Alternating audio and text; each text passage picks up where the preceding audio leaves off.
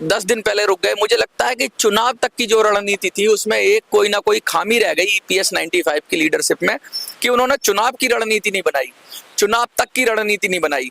उन्होंने बनाई सिर्फ मांगने तक की रणनीति, कि हम सरकार को मांगेंगे और दबाव डालेंगे। और इस वाले सेशन के अंदर कोशिश की उन्होंने, लेकिन वो कोशिश में बहुत मेहनत लगी और वो कोशिश कामयाब नहीं हुई, क्योंकि उनके पास नया तरीका नहीं था।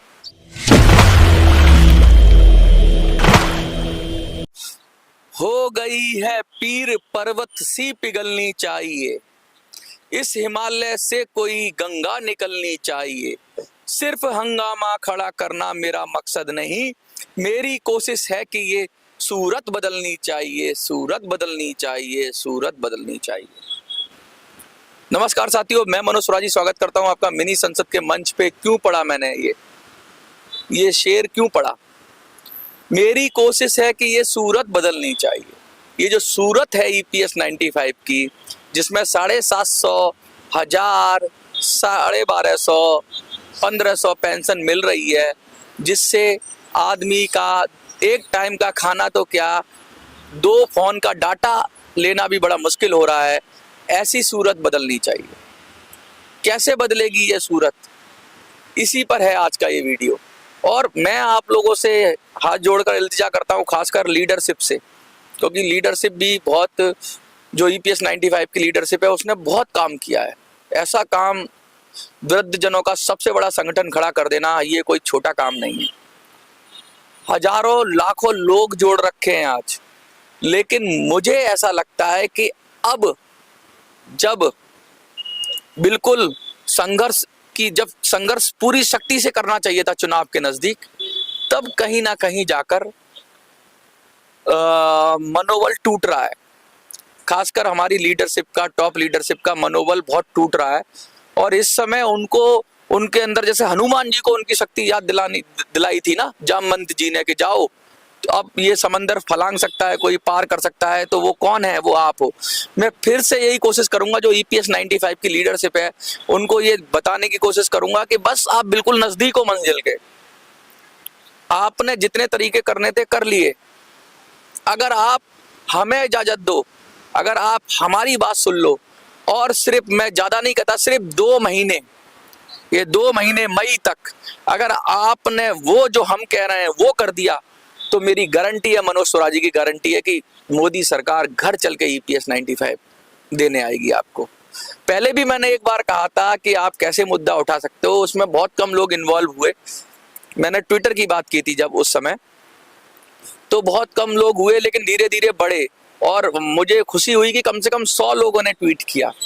लेकिन वो मुद्दा था कि हम सरकार से कुछ मांग रहे थे, हम सरकार से कह रहे थे, लेकिन अब साफ साफ सरकार की मंशा पता लग गई है कि रोने धोने किसी भी तरीके से आपको ईपीएस 95 नहीं मिलेगा। सरकार की रणनीति यही थी, टाइम पास करो, बराबर आश्वासन दो, और वो उस रणनीति में कामयाब होती दिख रही है। अगर अब आपने ट्रैक नहीं बदला, क्योंकि कोई भरोसा नहीं कौन सी सरकार आएगी, जरूरी नहीं है कि बीजेपी सरकार आ जाए, ये भी हो सकता है विपक्षियों की सरकार आ जाए या कोई आ जाए, फिर नए सिरे से करना पड़ेगा। तो जो ये गोल्डन पीरियड है, मैं इसको, कुछ लोगों को लगता है कि अब तो हम थक गए, हार गए। जब हम संघर्ष करना खत्म कर देते हैं, क्या पता मंजिल तभी आने वाली हो। मंजिल उस बिल्कुल इतनी, कहता है 1 सेकंड पहले मंजिल से जाके आप रुक गए, या 1 मीटर पहले रुक गए, या 10 दिन पहले रुक गए। मुझे लगता है कि चुनाव तक की जो रणनीति थी उसमें एक कोई ना कोई खामी रह गई ईपीएस 95 की लीडरशिप में, कि उन्होंने चुनाव की रणनीति नहीं बनाई, चुनाव तक की रणनीति नहीं बनाई।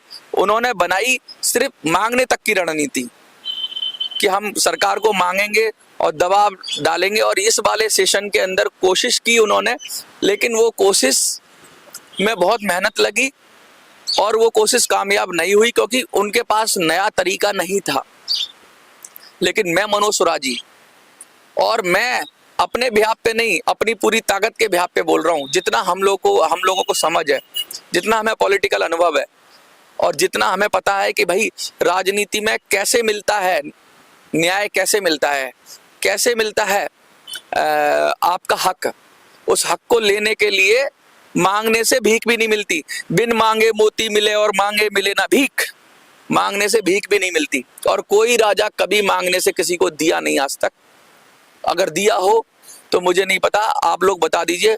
संघर्ष से ही मिलता है, और संघर्ष में रोकर भी नहीं मिलता। ना रोकर मिलेगा, ना धोकर मांगेगा। ना आप रोकर मांगेंगे, ना गिड़गिड़ा कर मांगेंगे, ना तड़प कर मांगेंगे।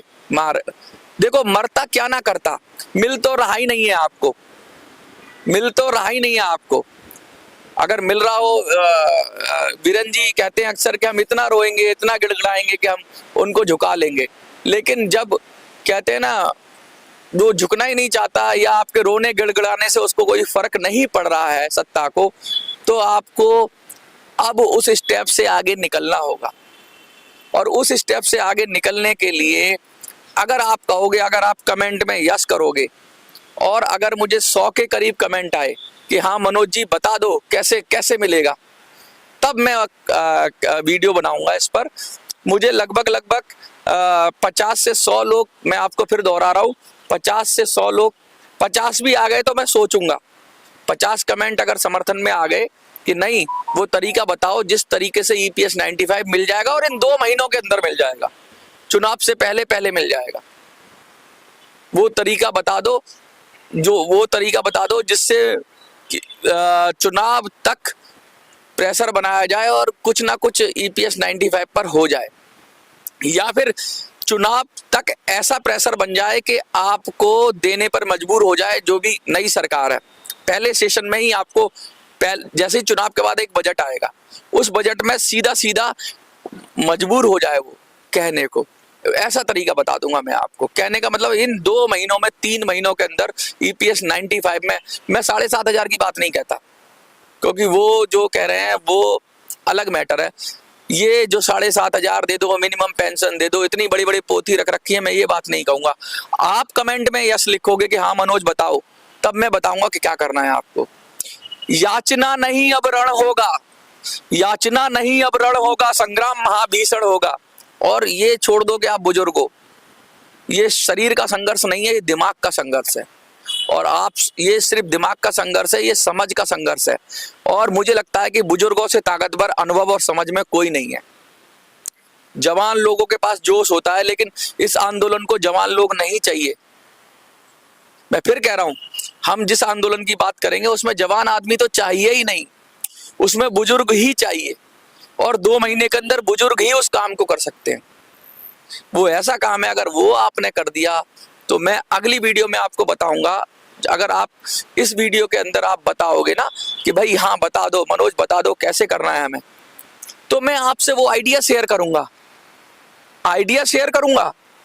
फिर आइडिया के बाद हम क्या दे सकते हैं, मैं अपने बिहाफ पे जिम्मेवारी करता हूं कि मेरी तरफ से 1 लाख से लेके 10 लाख लोगों तक, 1 लाख से लेके 10 लाख लोगों तक आपकी बात पहुंच जाएगी। मेरे चैनल हो, मिनी संसद हो, दबंग दिल्ली हो, जाग 85 हो, ए वॉइस फॉर यू हो, और हमारे जो जानने वाले चैनल हैं, मैं उन चैनलों के माध्यम से, बहुत सारे चैनल ऐसे हैं, उन चैनलों के माध्यम से सीधा सीधा उस आइडिया को इम्प्लीमेंट करने के लिए लग जाएंगे हम। मैं मोटी बात ये कह रहा हूं कि हम निस्वार्थ संकल्पित होकर, आप अगर उस आइडिया की तरफ आगे बढ़ोगे तो ये पूरी मीडिया, जो सोशल मीडिया है हमारी, मैं अपने और साथियों से बात करूंगा, आपके लिए उनको मनाऊंगा, उनके हाथ जोड़ूंगा, उनके पैर छूंगा और कहूंगा कि 2 महीने के लिए इस संघर्ष में साथ दे दो इनका। मैं कोशिश करूंगा और हम कोशिश करेंगे, और आपको सिर्फ वो तरीका करना होगा, और हम सब आपकी आवाज बनेंगे। और हमें लगता है कि जब हम आवाज बनेंगे तो हमारा 100% का रिकॉर्ड है, जो जो चीज हमने उठाई है जीवन में करके ही मानी है। अभी एक छोटा सा एग्जांपल मैं बता दूं कि एक व्यक्ति था, सिर्फ एक व्यक्ति, उसने कुसुंडा तालाब का मुद्दा उठाया था। 2 बार वो PMO आया, और 2 बार के बाद आज PMO को, मोदी जी को थक हार कर कुसुंडा तालाब का सौंदर्यीकरण करना पड़ गया। सिर्फ एक आदमी ने, क्या था, उसको भीख मांग के आया था जंतर मंतर, वो भीख मांग के जंतर मंतर आया, और आज आप देखो जाके झारखंड में कुसुंडा तालाब का सौंदर्यीकरण PMO करा रहा है। तो जब एक आदमी कर सकता है तो आप क्यों नहीं कर सकते? आप कर सकते हो, बस आपको अपनी जो दिशा है वो सही करनी होगी। और ये 2 महीनों के अंदर, ये 2 महीने बड़े काम के महीने हैं भाई। अभी तो करना था सब कुछ, अभी आप शांत बैठ गए। ना किसी नेता का बयान आ रहा है और हताश लग रहे हैं मुझे लगता है मंजिल से पहले ही इन्होंने हार मान ली है। हार नहीं माननी चाहिए। हार इसलिए भी मानी जाती है कि विजन क्लियर नहीं हो पाता। कभी कभी ऐसा लगता है कि यार अब अंधकार हो गया, घोर अंधकार। कहते हैं जब घोर अंधकार होता है, रात का वो पहर जब बिल्कुल अंधेरा छा जाता है, तभी उजाला आता है, तभी सूरज निकलता है। ये रात का ईपीएस 95 का घोर अंधकार वाला पहर है। इस समय सबको ऐसा लग रहा है कि यार अब कुछ नहीं होगा, अब कुछ नहीं होगा, अब कुछ नहीं होगा, क्योंकि इतना संघर्ष कर लिया, इतने आंदोलन कर लिए, जंतर मंतर पर कर लिए, रामलीला मैदान में कर लिए, सरकार को मना कर हार गए। लेकिन सरकार है कि मान नहीं रही है। और अब तो चुनाव आचार संहिता लग जाएगी 10 दिन में, 15 दिन में। तो अब क्या हो जाएगा? अब वो हो जाएगा जो मैं बताऊंगा आपको। मैं तब बताऊंगा जब आप उसमें इंटरेस्टेड होंगे, क्योंकि अगर आप उसमें इंटरेस्टेड नहीं है तो कोई फायदा नहीं। मैं कितना भी बोल लूं, हम कितनी भी मीडिया लगा दें, हम कितनी भी आपकी आवाज उठा दें, काम नहीं बनेगा जब तक आप उस पर सहमति नहीं दिखाएंगे। मेरे पिछले वीडियोस में ईपीएस 95 का मैं लीडरशिप का शुक्रगुजार करूंगा। कुछ लोगों ने मुझे फोन किया टॉप लीडरशिप में से, और उन्होंने कहा यार मनोज बात तो तुम सही कह रहे हो। मतलब मैं आपको बता दूं कि 7,500 वाली जो बात थी ना, उनको भी समझ में आ गया कि यार कुछ ना कुछ गड़बड़ है इसमें। तो टॉप लीडरशिप के अंदर से कुछ लोगों ने मुझे फोन किया स्पेशली और कहा कि मनोज अब तुम बात तो सही कह रहे हो कि हमारी शायद कुछ ना कुछ, हमें कुछ अपनी आइडियाज में बदलना होगा और हमको इस लड़ाई को नए सिरे से शुरू करना होगा। और मुझे बड़ी खुशी हुई, मुझे इसलिए खुशी हुई कि जब टॉप लीडरशिप के अंदर से, बिल्कुल टॉप लीडरशिप तो नहीं कहूंगा मैं, लेकिन उनके नीचे से जो राज्यों की लीडरशिप है वहां से मुझे फोन आए, और फोन आके उन्होंने बताया, और खासकर कमेंट में तो सीधा सीधा उन्होंने ओपन कहा कि तुम 100% राइट हो। 1-2 कमेंट थे जो उल्टा सीधा बोल रहे थे, तो उनको तो आप ही लोग जवाब दे सकते हो जो गलत बोल रहे हैं, क्योंकि मेरा तो कोई मतलब है नहीं। लेकिन मेरा मतलब सिर्फ इतना है कि बुजुर्गों को न्याय मिलना चाहिए, और बुजुर्गों को नहीं, जितने भी लोग हैं ईपीएस 95 से जुड़े हुए, ये आपके साथ अन्याय नहीं कर रहे हैं। ईपीएफओ सबके साथ अन्याय कर रहा है। ये अगर आपके नाम में कुछ गड़बड़ हो जाए तो पैसे नहीं देगा ये ईपीएफओ आपको। ये ईपीएफओ जिस तरह से धांधली कर रहा है, जिस तरीके से गड़बड़ फैला रहा है, जिस तरीके से लोगों को उनके पैसे नहीं दे रहा है, इस ईपीएफओ को ही सबक सिखाना पड़ेगा। और इस ईपीएफओ को सबक तब सिखाया जाएगा जब हमें अपने तरीके बदलने होंगे। और आप अगर सहमत होंगे तो मैं आइडिया भी शेयर करूंगा, अपने साथियों से भी बात करूंगा। और क्या हो कि इस चुनाव के अंदर, देखिए चुनाव, ये आंदोलन लोकतंत्र की कमजोर कड़ियां हैं। सबसे स्ट्रांग कड़ी चुनाव है इस लोकतंत्र की। ये चुनाव है जिससे सब डरते हैं। ये चुनाव है जिसकी वजह से ही मोदी जी ओपी राजभर जैसे लोगों को, आरएलडी जैसी छोटी पार्टियों को भी सीट दे देते हैं। क्यों दे देते हैं? उनको डर है कहीं हार ना जाए, कहीं हार जीत ना हो जाए, कहीं उल्टा सीधा ना हो जाए। तो ये जो चुनाव की जो बात हो रही है ना, ये बहुत जरूरी है। यहीं पे कुछ करना है, और वो क्या करना है वो मैं आपको अगले वीडियो में बताऊंगा कि क्या करना है। आपसे उम्मीद है कि आप कमेंट करेंगे और जरूर पूछेंगे कि मनोज जी वो बता दीजिए वो क्या उपाय है, या अपना आइडिया शेयर करिए। और फिर मैं अपना आइडिया शेयर करूंगा, फिर आपसे उसमें राय लूंगा कि भाई इसको और बेहतर कैसे करें। देखते रहिए मिनी संसद।